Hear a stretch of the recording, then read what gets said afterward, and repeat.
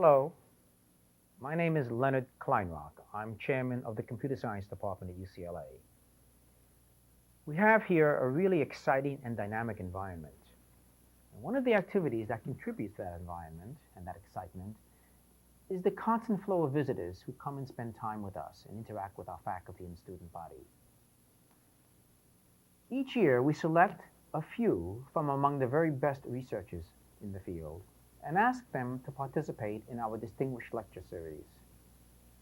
The high point of their visit is the presentation of a lecture to our faculty and student body. And at that lecture, they present the state of the art in their field of specialty. They describe the research results, the open problems, and the directions in which the field is likely to go. And as you might expect, these lectures always generate a great deal of enthusiasm and interaction. I'm really pleased you have chosen to join us today. Let's go inside. The lecture's about to begin.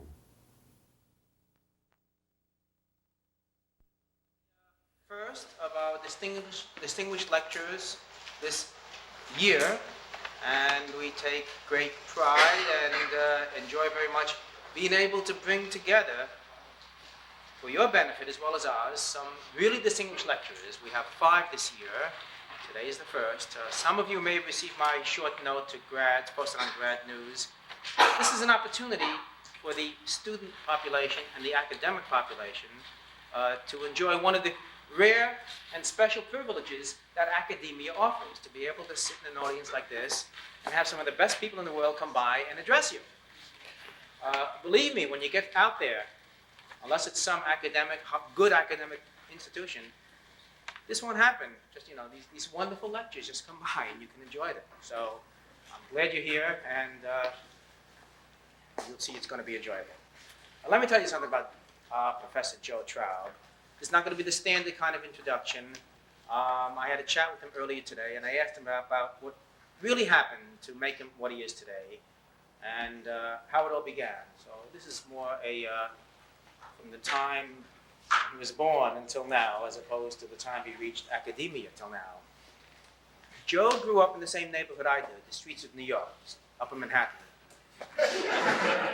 It's the case, and so you may see some similarities.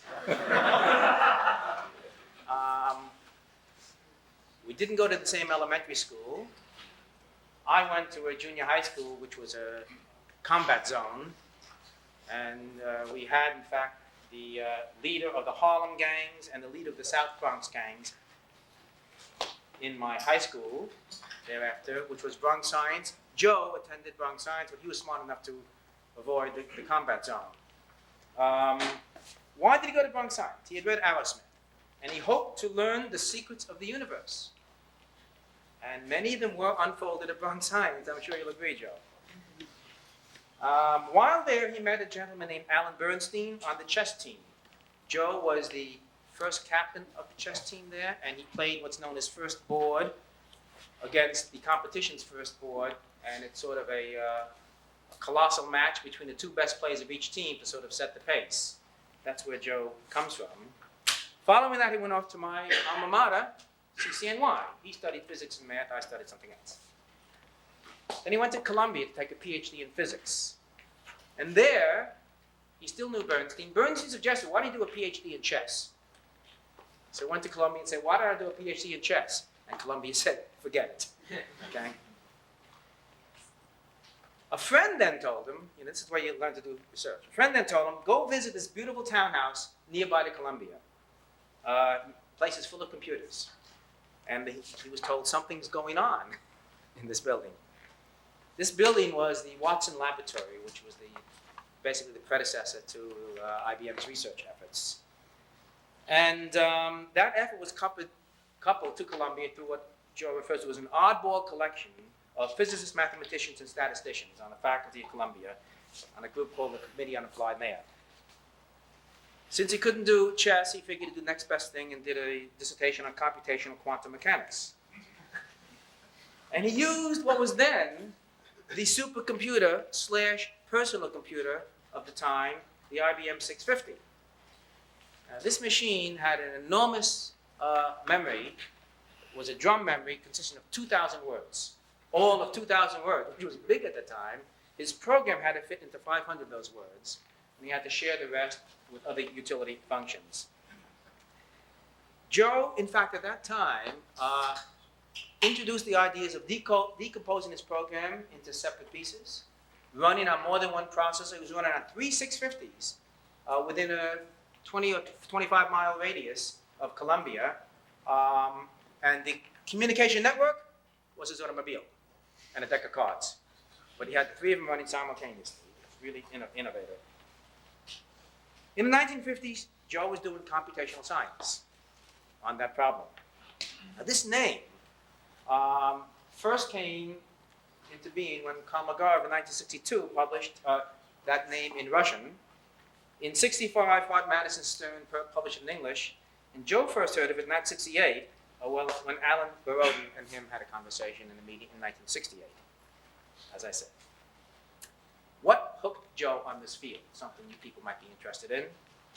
Well, he had been working 6 months solving Schrodinger's equation using variational principles. He was looking for the ground state eigenfunctions. And in that process of computing and looking for those eigenfunctions, this computer was fed by cards, and in return it gave you back cards. And if you wanted to see what the card said, you brought it to a printer, and the printer would print out the numbers. And the first thing that printer printed out after 6 months of computation was indeed the set of numbers which matched to 4 decimal places the measured ground state of helium. A mathematical model, a newfangled computer, predicted that which the physicists had been measuring for a long time. At this point, Joe was totally hooked. He said this had to be the future, and of course he was right. Went on to Bell Labs, spent time in the famous Murray Hill Mathematics Research Center. He worked on optimal algorithms for nonlinear equations. He found that the speed of convergence depended upon the computing function alone. And he's forever since been involved with continuous problems, studying optimal algorithms and the well-known field of computational complexity, which we're going to hear about today. I asked Joe to give me one sentence which summarizes the message he'd like to give you and how he feels about the work he's been doing. Gave me 2 sentences. Sentence says, I've been so lucky to have seen this entire field develop since the time of my own PhD, which was in the 1950s. This field has continued to evolve, and he's seen it all happen. And so during this period, he had been concerned, the second sentence basically says, he was concerned that he would run out of diamonds, wonderful little problems to pick up and work on. I mean, eventually it had to dry up. Once it dries up, you have to go to what's called strip mining, as opposed to picking jewels. Well, that hasn't happened yet. And his commentary to you is, it doesn't happen if you keep looking and asking the right questions. Joe is going to give us answers to some of the questions he has today. Joe, please. Thank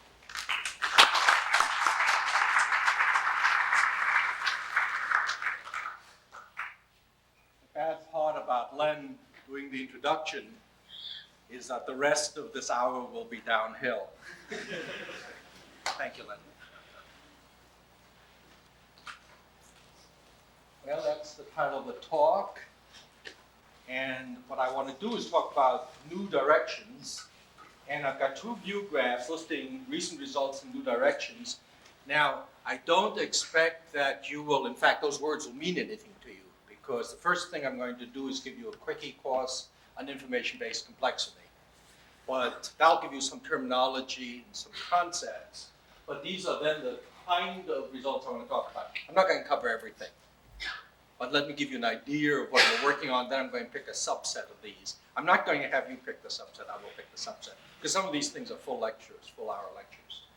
The first issue that definitely will cover is that we keep proving that problems are intractable. Unlike people who work on combinatorial problems.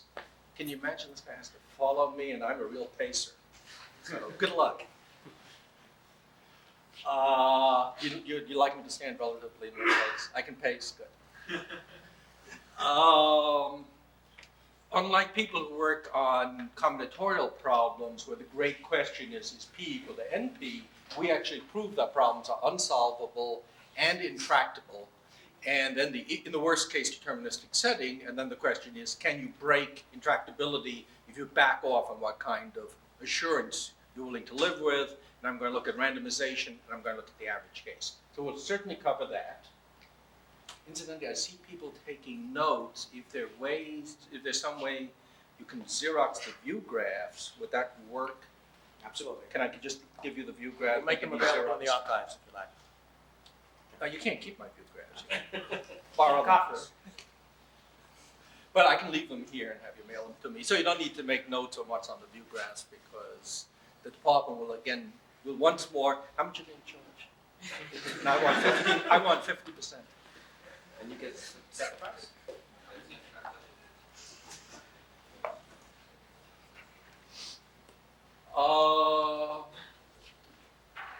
Next topic is the following. For many problems, the main cost of the problem is collecting information. Now, what would be nice on a parallel computer is if I could decompose the information. For instance, think of doing an integral. And I have to call a subroutine each time I compute the integrand. Can I compute all the integrand values at the same time? In parallel, or would it help me to learn the shape of the curve and then ask questions sequentially depending on what the curve looks like? The answer, by the way, for that one is no, surprisingly. Not in the worst case, not on the average, and this is a study of the power of parallel versus sequential information. That's a whole talk, and I know I won't cover that. The next one is sort of a favorite of mine, which is I want to up the ante. In computer science, you keep learning negative results. You know, a theoretical computer scientist has been defined as a man obsessed with the pathological. And so you keep learning that problems are undecidable, non-computable, intractable, but those are mathematically posed questions. What about science? Science doesn't ask questions like that.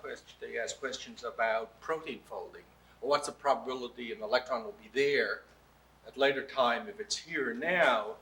And the question is, can we use what we've learned in theoretical computer science to show that certain scientific questions are unknowable? And I call that WISC. So you'll remember it. You know, it's an acronym. Computer scientists use acronyms. So this subject's called WISC, and I have a paper with me. I'm not going to get into this. It's another full-hour talk, but I do have a paper, very speculative paper, raising the issues. What are unknowable scientific questions? I think they exist. There are things we'll never be able to answer. The resources don't exist in the universe. What are they? Can we use computer science ideas to identify them? The next is rather technical, and I will skip that today. Let me just tell you what it is. Average case analysis is much harder than worst case analysis. Analysis of nonlinear problems is harder than linear. When you put them together, it's technically hard. We've made some recent progress, and that topic covers that. Won't get to that today. The next topic I could cover, I'll cover right now because we don't know anything about it. An area that's absolutely untouched is the intersection between computational complexity, which deals with the intrinsic difficulty of problems, the minimal resources you need to solve a problem, and the very sexy area of chaos, and the very sexy and hard area of turbulence. And the intersection is empty. Nothing is known. For instance, what is the complexity of estimating the dimension of a strange attractor? Okay, that's an example of a problem. Nobody's looked at it. And that's a very nice area to get into. It's absolutely empty, and I only list it just because, in fact, for this topic, maybe I'll show it to you. I have an empty view graph because nothing's been done. But I think it's a nice question. Okay, there's another view graph of these are view graphs of things I won't cover. I'll cover it. That first one should really be called Are ill-posed problems solvable? It's somewhat mathematical, and I'm not going to cover it today. Essentially, the result is, but I have papers on all this. I'll have handouts if people are interested. The answer is, in the worst case, they're unsolvable. On the average, in fact, they're solvable.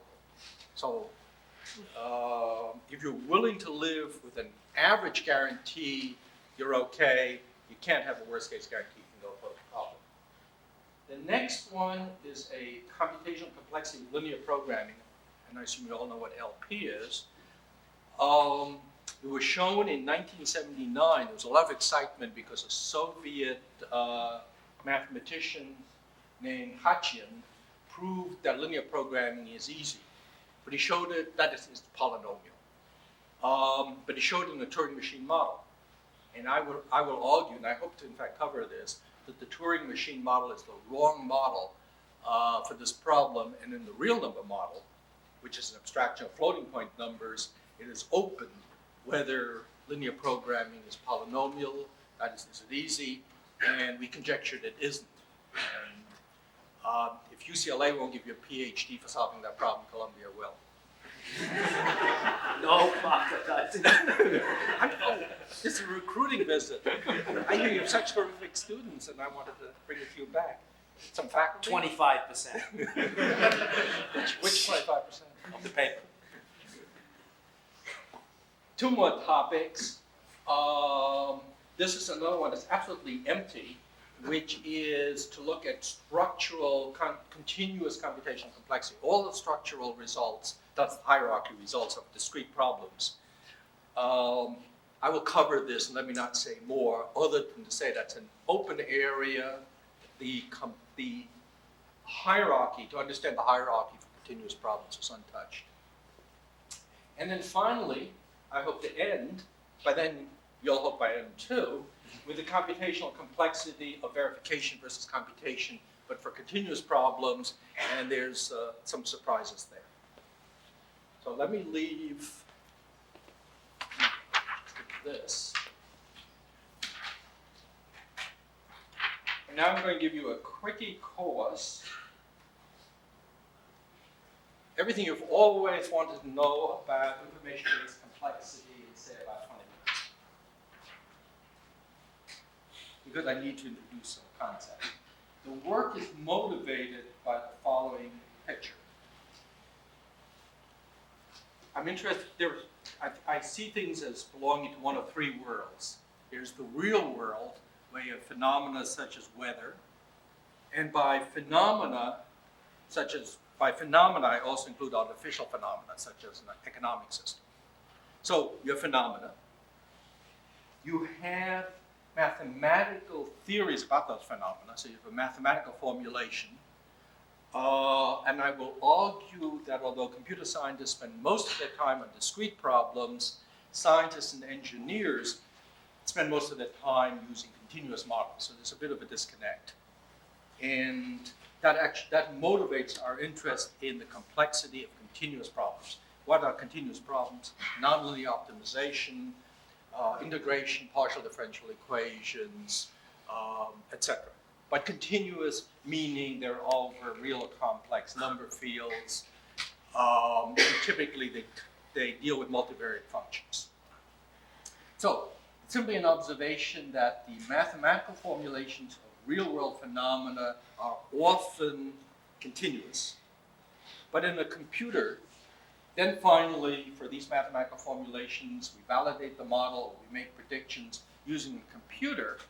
In the computer world, there are only numbers. In fact, there are only finite sets of numbers. So I've got a mathematical world where I've got continuous functions, multivariate functions, say, often. And I'm going to solve them on a device that has only finite numbers of numbers. And that's it's another sort of a disconnect. How am I going to solve that problem using only numbers when things up here are continuous? Now, I'm taking it as a given that for most real problems, I can't solve them analytically. I'm going to have to solve them numerically. So I'm going to ignore the use of Maple or Maxima or Mathematica or your favorite symbolic system and assume you're going to have to solve the problems numerically. In other words, what you learned in the calculus doesn't apply here, or whatever you didn't learn in the calculus doesn't apply either. You can't do things symbolically. You're going to do them numerically, but how are we going to solve problems here when all we have here are numbers? And that's our story. Now let me talk about a typical problem. This will be a model problem that I'll use over and over. And it's a very simple problem. It's a problem, if this were a talk in the 18th century, what would be different? Los Angeles would be a desert. But in terms of this problem, you could all understand the problem. It's a very old, hundreds of year old problem, and yet we're going to see we keep coming back to this problem, and there are brand new results even about this problem.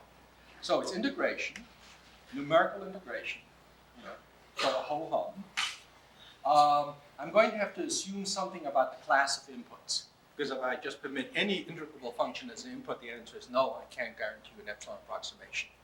That should be obvious. If I have, say, a function, or it's continuous, and all I'm allowed to do is replace the function by some numbers, I sample it to find a number of points, your adversary can do anything in between, and you can't guarantee an epsilon approximation to the area. So obviously, you've got to restrict the class of inputs. Let's assume I have R derivatives. Your favorite notion about derivative. We kind of use Sobolev derivatives, but whatever notion you have of smoothness of derivative will work fine here. And we're going to do it in d dimensions. And let's assume we're working in the unit cube in d dimensions. Now, the reason d dimensions is important is we're going to see problems become impossible in dimensionality. That's in a large number of variables. So I want to look at this in d variables. I'm using dimension in two different ways. I hope it's not confusing. F is being a function, lives in an infinite dimensional space. That goes back to Hilbert. The geometrization of analysis and thinking of functions as being points in infinite dimensional spaces. But the important dimension for us is this one, which is the number of variables. Little d, or dimension or number of variables.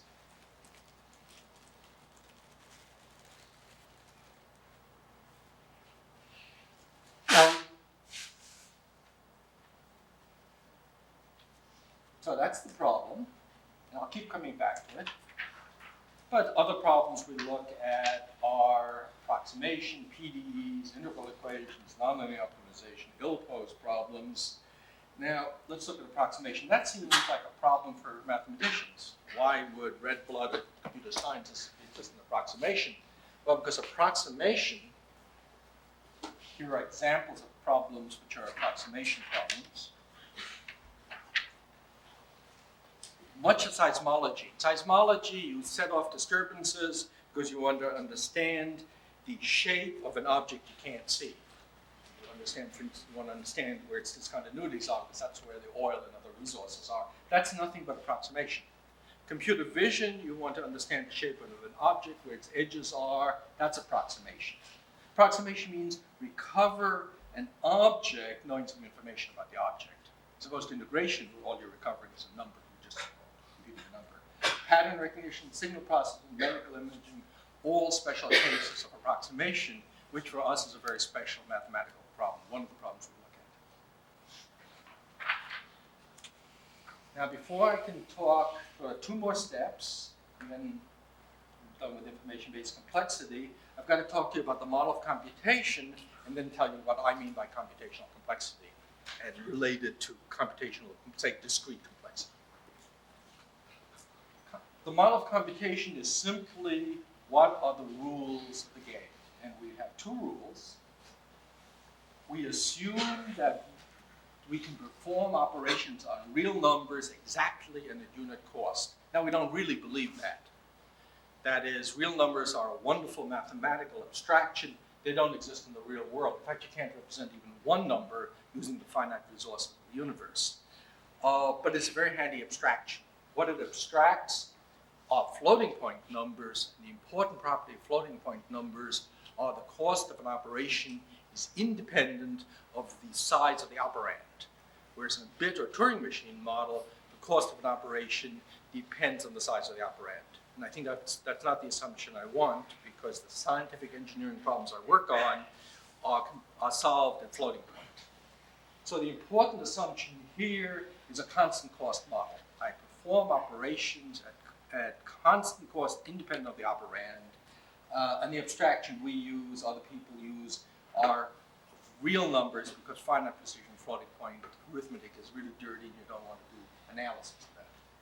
The second assumption is that we have information operations. That is, that I can compute linear functionals at constant cost. An example of a linear functional is to evaluate a function at a point. Now, I think the picture here will be better than later also I will use pictures rather than symbols. Remember, I've got a mathematical input. I have to reduce it to computer input. That reduction, that discretization is done by information operations. Computer scientists call it oracles. Electrical engineers call it black boxes. Mathematicians call it functional. Functional is just something whose range is a number. Okay? So I am using an oracle model, and I'm forced to use an oracle model because I've got to get a mathematical input and get it into my machine. Now, I don't like this next view graph, but I've got to show it to you to introduce some notation, and the next view graph has a picture. Incidentally, when I traveled in the People's Republic of China, I asked a lot of people if there really was a saying of Confucius that one picture is worth 1,000 words. And I was assured there's no such saying in Chinese. It's a nice American saying. It does not exist in Chinese. The closest Chinese approximation is it is better to see something once than to hear it described 1,000 times, or to hear it described many times. And I see some probably native speakers of Chinese here, so I'm always happy to learn about this. But it is true that a picture is worth 1,000 words. It is not true that it's a Chinese saying. So I'm told. Anyway, I'm going to do it first with symbols, and then the way I understand much better is with a picture. So I have a bunch of, I'm going to use this pointer that Len gave me. I'm going to use a bunch of these information operations, and I organize them into a vector, and I call that vector capital N. Now, since it's an information vector, it gives me information about my input. If it's an information vector, why don't I call it I, as any sensible person would, rather than N? Well, the reason is that in much of our work, I stands for the identity operator, so that's a reserved letter, and so I use the second letter of information, N, to stand for information. So I have some information about my input, and now I'm going to do what we always do in computer science. We take the computer input, and we apply an algorithm to it, and that way we compute an approximation. That's the symbols. I think the picture will make it clear.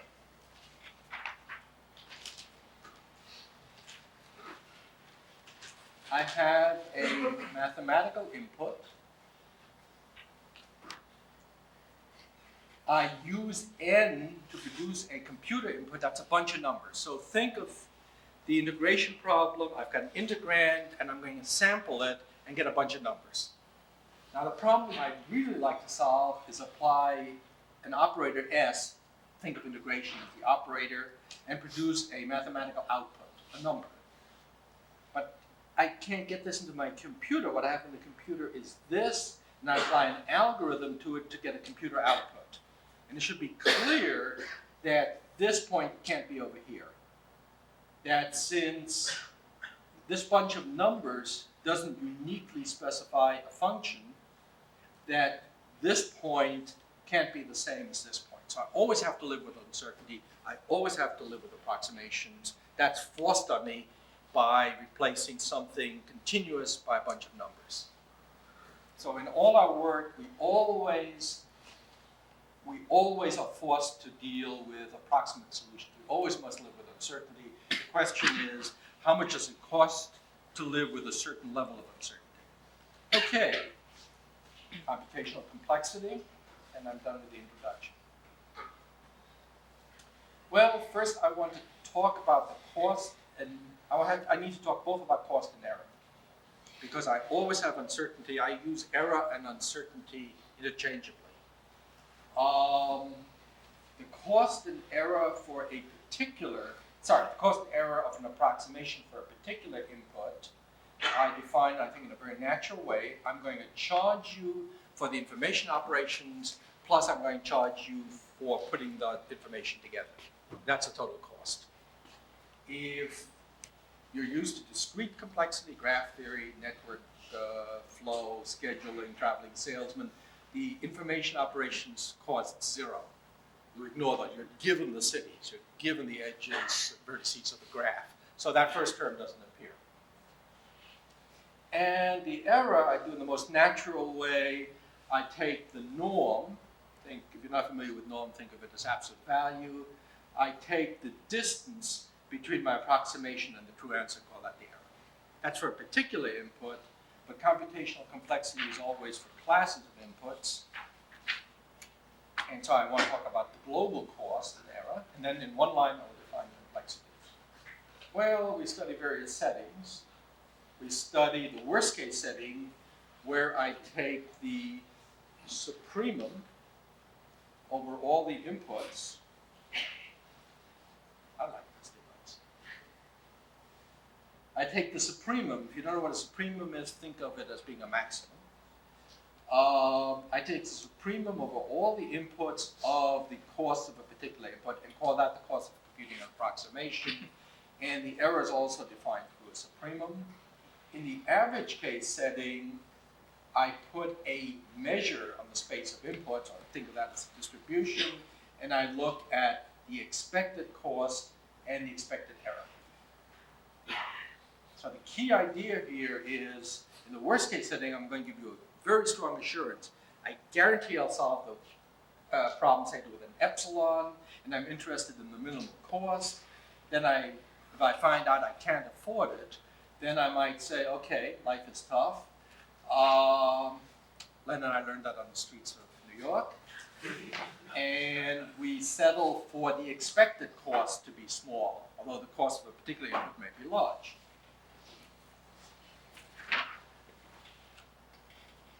And now I can define the complexity in one line. The complexity is a function of the uncertainty, is the infimum over all algorithms, all the ways you can collect information of the cost of your approximation, but I only permit approximations to compete whose error is less than epsilon.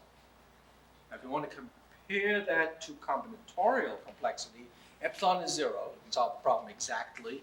The information is fixed, so you now have the special case of this for combinatorial problems where you take the infimum, or the minimum, over all algorithms of the cost of computing an answer. That's combinatorial complexity. We've got, this is the appropriate definition, though, in the case of that we're looking at. Let me just compare various flavors of complexity and then start answering some of those issues. Here's my very much simplified picture of all of computational complexity. Simple tree. It breaks at the top node into discrete versus continuous problems, and then continuous problems break into problems where the information is partial. That's information-based complexity. What do I mean by partial information? It means that knowing the data in the computer, I can't recover the true input, the mathematical input. Or complete information, for instance, solving a system of polynomial equations where the coefficients specify a unique set of polynomials, and so I have complete data about the problem.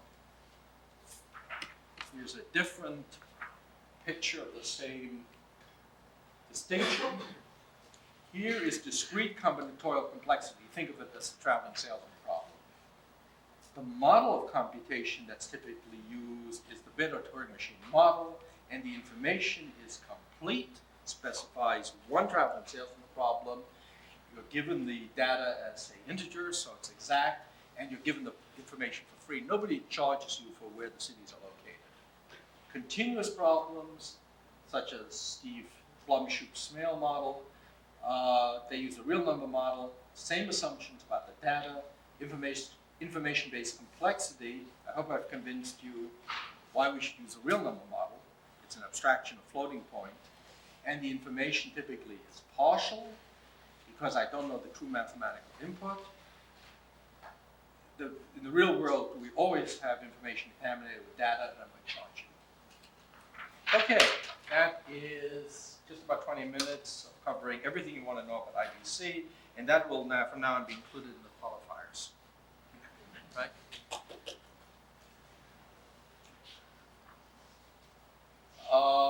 Okay, first question. Now that you all see that I own a jacket, I'm going to rip it. Get that to work.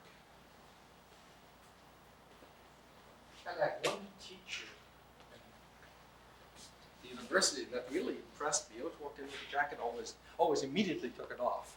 But, you know, always walked in with a jacket. Well, you now see I have one. Okay, this is now the first question over there. When can I break intractability? First, I want to show you a result, an intractability result.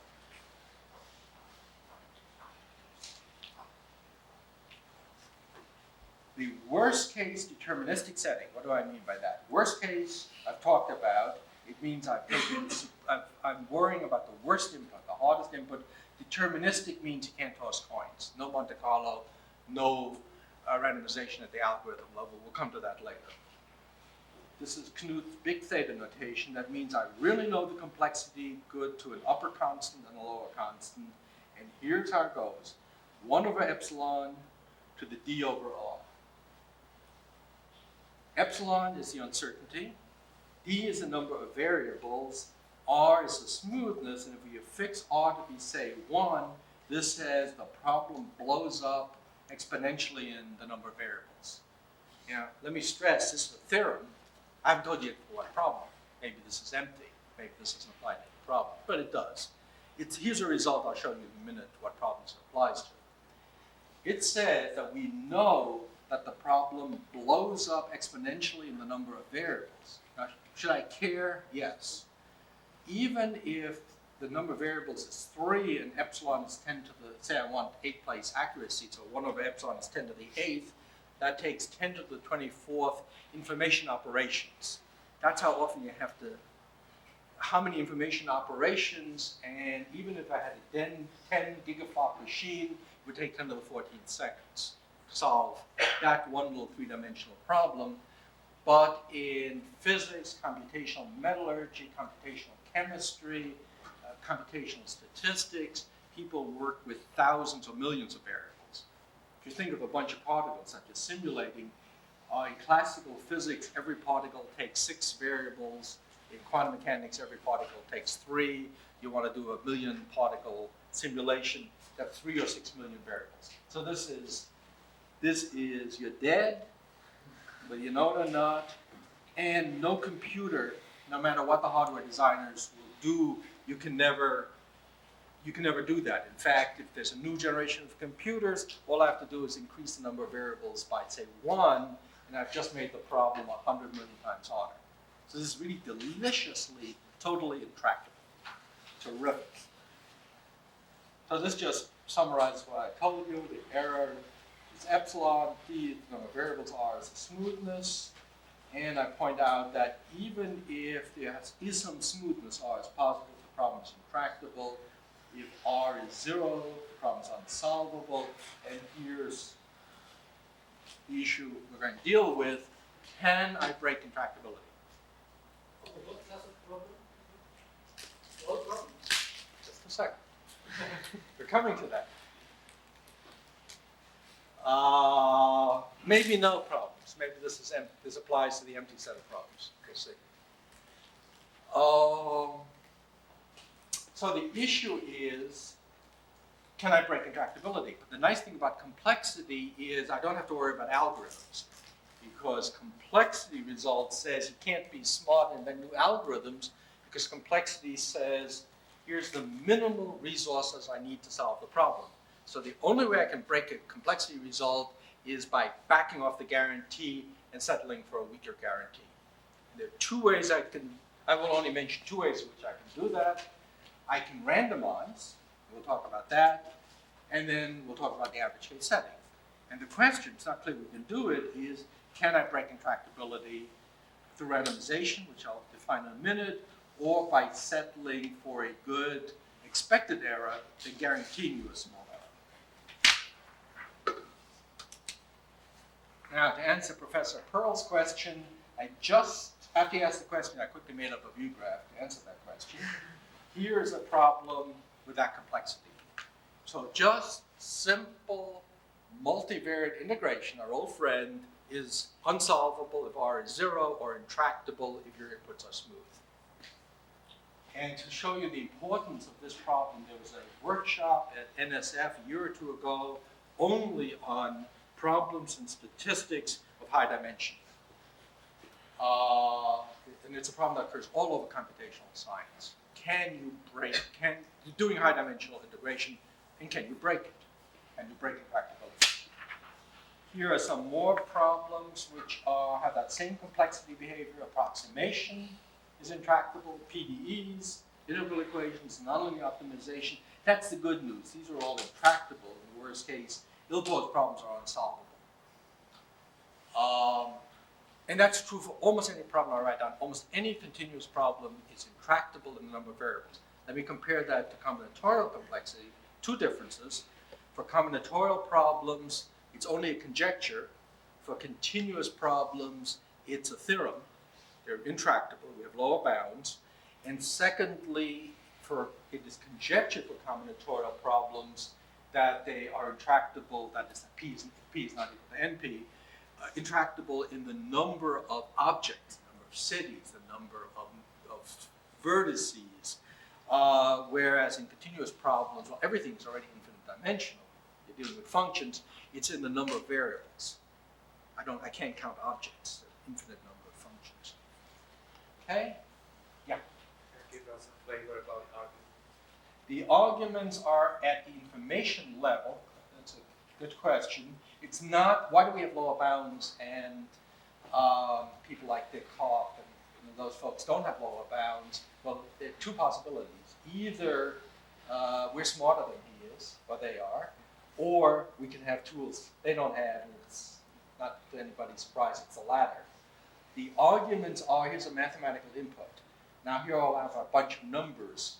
How many numbers do I need here so that I can discriminate up here enough about the mathematical inputs so that I can get a good approximation over here? So the arguments are at the information level rather than at the combinatorial level. And we just don't have the tools for arguing at the combinatorial level. That's the key. That's why I call the field. In fact, Dick Hoff suggested the name of the field to me as information-based complexity. Because the information you have about the input, the information you have about the true input is the key to what makes the field and also what the adversarial arguments we use. So if I have enough numbers here, then maybe the functions up here can't differ by too much, and therefore the solutions over here can't differ too much. I will have a variety of handouts. I'll describe them at the end of the talk, and so some of this stands from one of the surveys that will be available.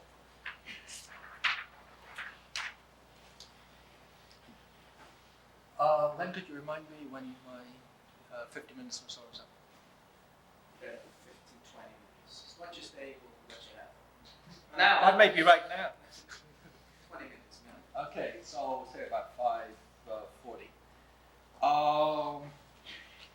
Well, here's a small theorem, and it'll suggest how we're going to go at this.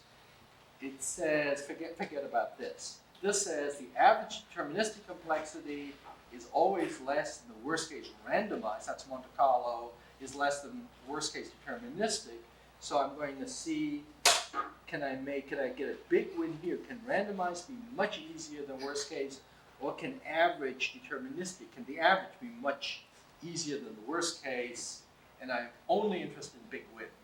And the reason I'm interested in big wins is I'm dealing with problems which over here, in this world, in this setting, are unsolvable or intractable. So it doesn't help me to get small improvements. I'm only interested if I can break intractability. That's what I mean by a big win. Can I break intractability? And we're going to try to do it first by randomization. Let's talk about randomization. Randomization is one of the great miracles. It may be a proof of the existence of God, actually. And here's the miracle. Let me tell you a little, some of you know the story of how Monte Carlo was invented, so-called Monte Carlo methods. The physicists working at Los Alamos in the 40s were working on a particular applied problem that some of you are familiar with. It was building a hydrogen bomb.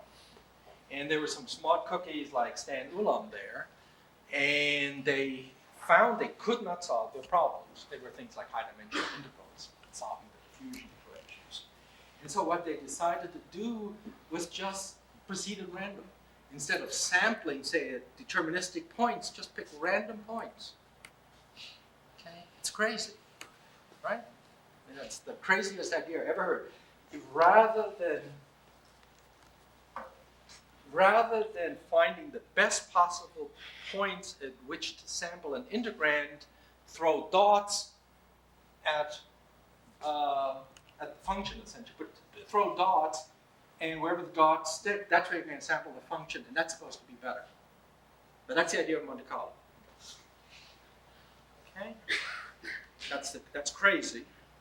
And then later on in the 1970s, Rabin and independently Soloway and Strassen got another crazy idea, which is if you want to tell whether a number is prime or not, again, you let your algorithm toss coins rather than picking the optimal algorithm. A second crazy idea.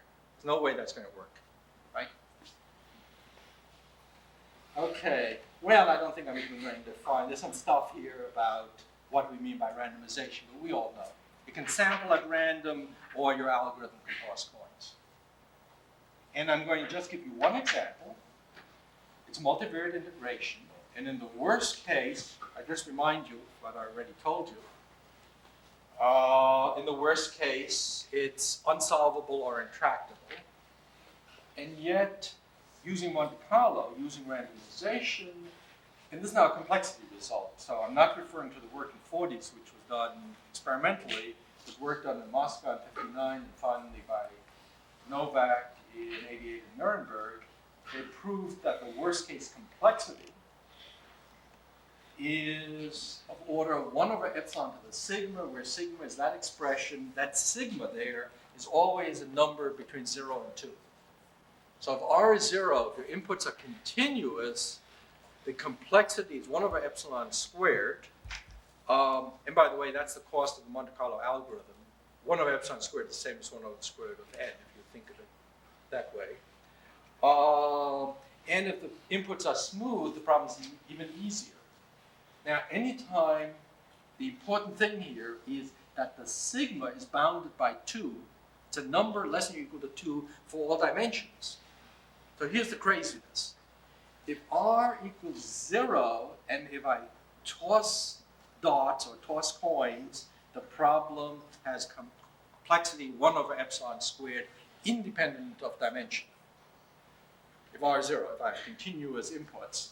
Whereas in the worst case, the complexity is infinite. So the randomized algorithm is much better than the optimal deterministic algorithm. And that's an extraordinary result. Probably, we've all used to Monte Carlo and have seen Monte Carlo results, but I really need to stress how strange that result is, how surprising.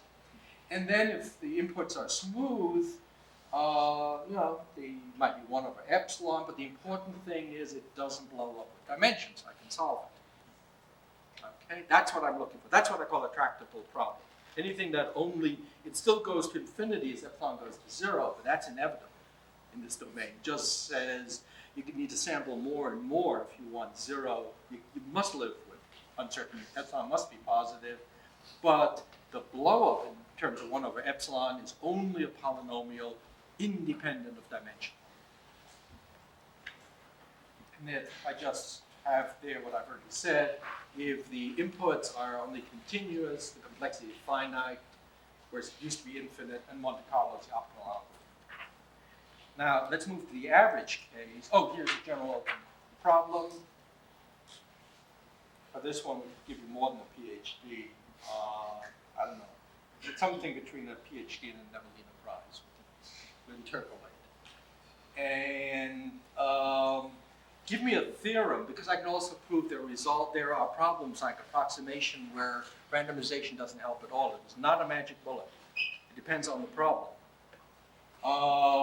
Give me a characterization, a priori, that tells me whether randomization will break my problem, will break intractability or not. Yeah. Same question. It's the arguments for I'm sorry, What's the argument behind this miracle? behind what?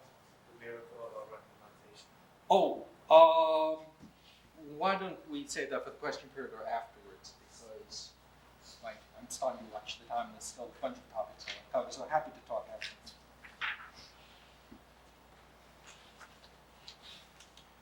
Now, the other route in which I can go, you can see what progress I'm making. I'm already all the way down to here.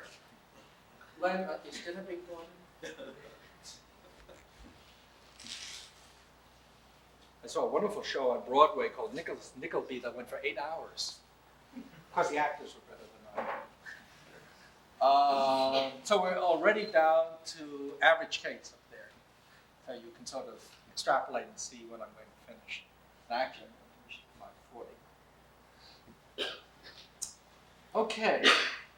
Again, in the worst case, deterministic worst case, the problem is hopeless. Now, what do I mean by average? By average, some of you may have seen. Oops. Is that a signal?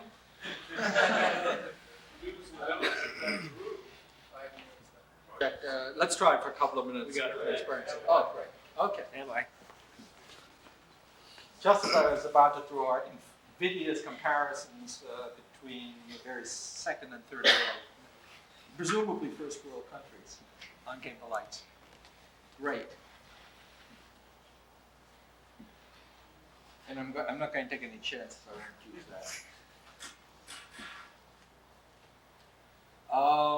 Now, if I'm going to talk about the average case, I've got to put an a priori probability on the inputs, and the measure that's used is something due to Norbert Wiener, which is rather technical.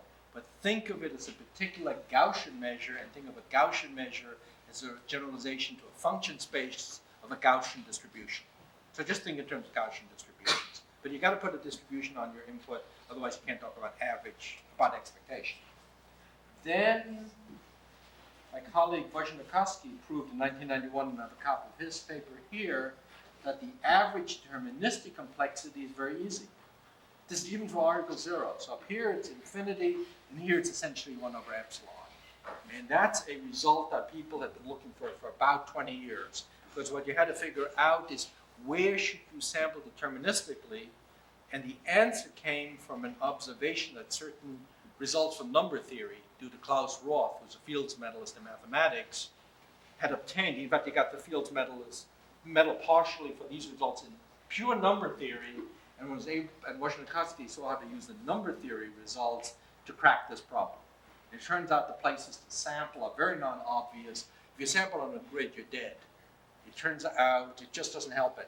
Don't sample on grid. In fact, that might be a general principle, that sampling on a grid can be bad. And it turns out you should sample at certain points called Hammersley points. And again, I have a paper with the details. What's important, that so often happens, is not the answer. What's important is the question. Because with this result, that suggested that one should ask what other problems can be cracked. And Wojciechowski has just shown, it's not published yet, that approximation is also easy on the average. Now, the significance of that is for integration, I could have used Monte Carlo. For approximation, it can be proven Monte Carlo doesn't work, it doesn't help. So now for the first time, we can solve high-dimensional approximation problems. When this was announced, this result was reported in the Research News part of Science in the winter of '91, we got many hundreds of queries from chemists, physicists, but then people in political science, from Wall Street, that they'd heard you do high-dimensional integration. So the problem is really important in the applications. I'm going to end with the average case of breaking intractability, having given you a taste, and I am now going to jump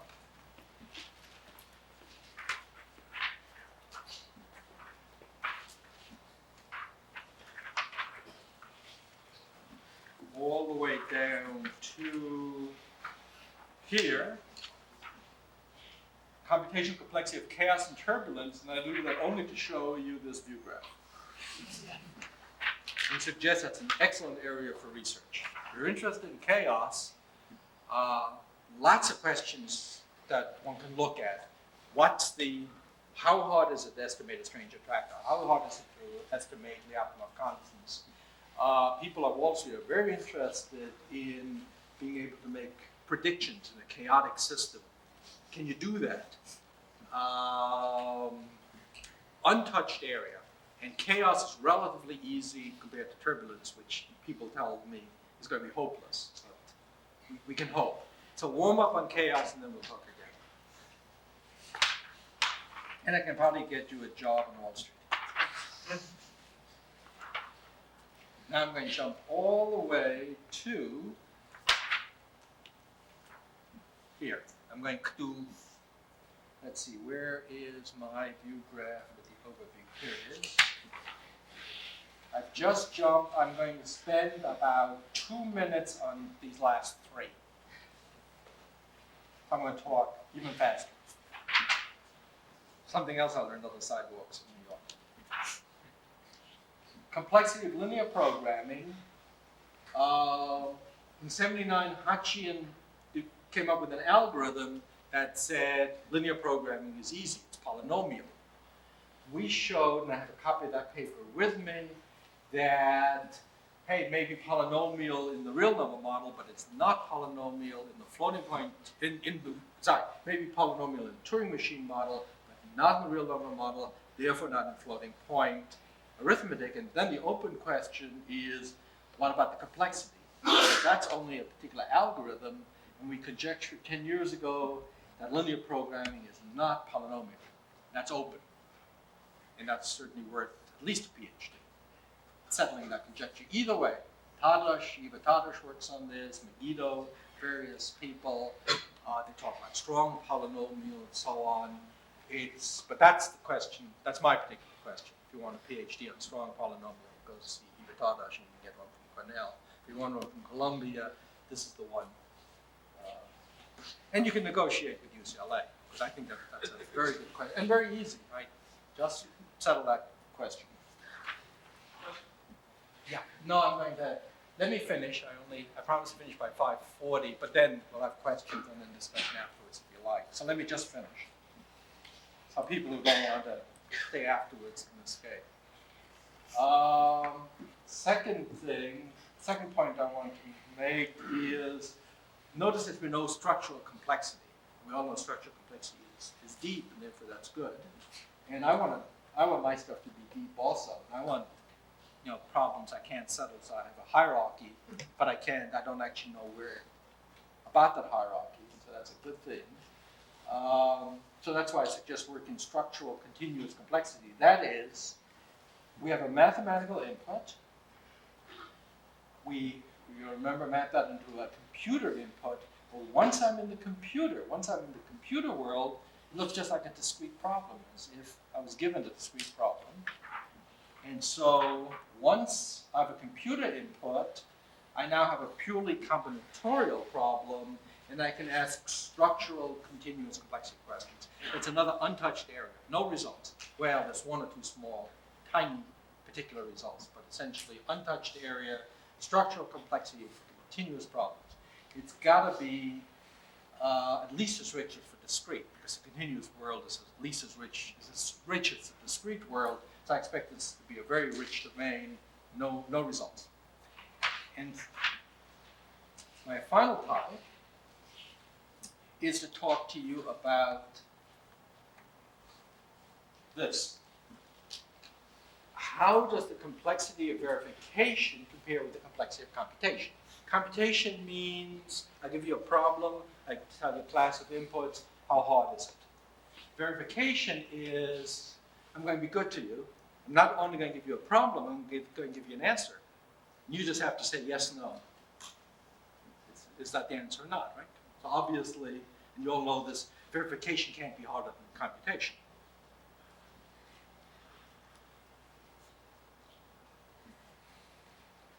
Except that there are problems that are absolutely trivial to compute, like integration, univariate integration of Lipschitz functions, for which the verification complexity is unsolvable.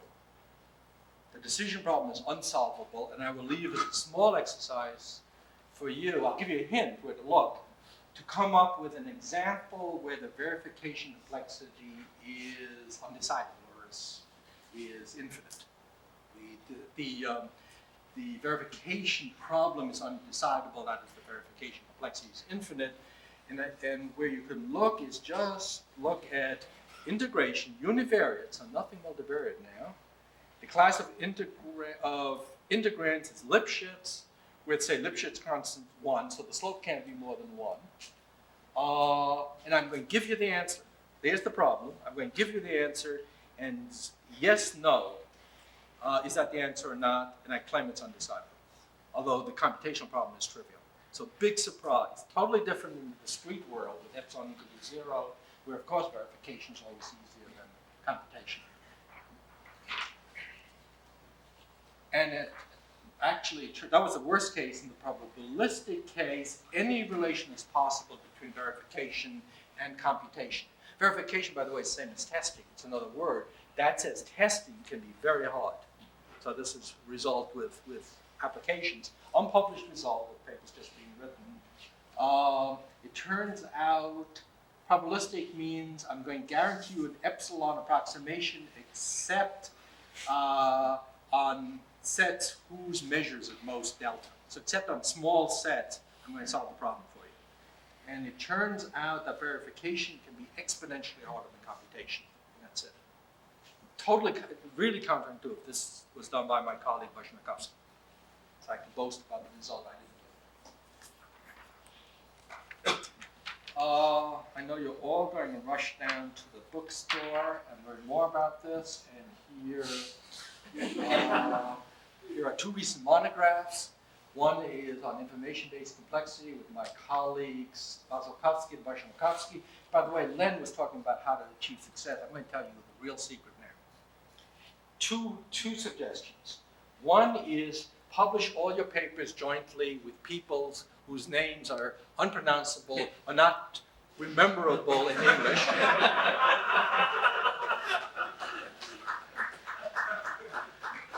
So everybody remembers my name here, but not of my colleagues.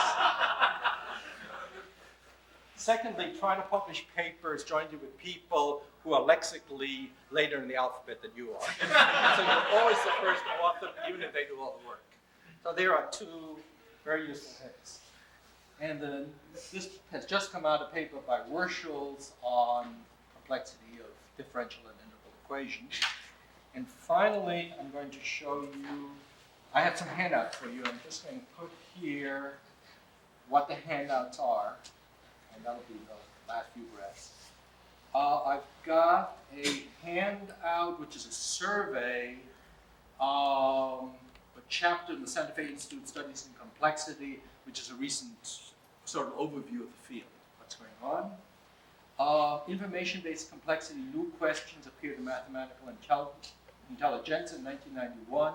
Lists 8 open questions. For questions 5 to 8, I'm offering, in the style of Paul Erdos, a financial incentive. I will pay 2 to the X dollars for the answers to problems where X goes from 5 to 8. So question 8 gets a prize of 2 to the 8th. The reason it's not 10 to the 8th is twofold. One is I'm a computer scientist. I always work with base 2. And secondly, this is my money. It's real money. It's not the government's money. But 8 open questions. And probably a PhD on the side, but also financial reward. By the way, that result of Vashnakovsky's I showed you, which really is quite a stir, was question 6 in the list of 6 questions I asked at the International Computer Science Institute in Berkeley, and he solved question 6, showing that integration is easy on the average. So I paid off once. Of course, he took me to a nice New York restaurant that cost him a lot more than 2 to the $6. 2 to the 6, by the way, sounds big. It's surprisingly small. Oh, for complexity of turbulence, I'm offering the highest reward I've offered so far, which is 2 to the 8.5. My wife asked me, how big is 2 to the 6? How big is 2 to the 7? How big is 2 to the 8? So I started getting more cautious. I'm going up fractionally in the exponents. Oh, the last one is the speculative paper that I talked about at Carnegie for the 25th anniversary. WISC, what is scientifically knowable? Only ask questions, no answers. You know, how do you get your hands around the issue of what scientific questions can we answer? And finally, this first paper is Wojnakowski's paper in the Bulletin of the American Math Society, announcing that integration is easy on the average. The next paper answers the question, oh, you have nice, you know, isn't it nice? Monte Carlo makes integration easy, but there are no random numbers. There are no real numbers, there are no random numbers on the computer. What happens when you use pseudo-random numbers? Okay, what happens to your complexity result? That, surprisingly, nobody has asked that question. There are all sorts of statistical tests, but I don't do it. I don't care about the statistical tests. What I want to know is, do the complexity results hold up? And that, for integration, that's answered in that paper. And I say see me because I only brought a couple of copies. So, you know, if somebody wants it, I'll hand it to you. There's also a see me. It answers the question, are ill-posed problems solvable? And the last one is the question I raised, which is, what's the complexity of linear programming? And with the, you know, with that open conjecture.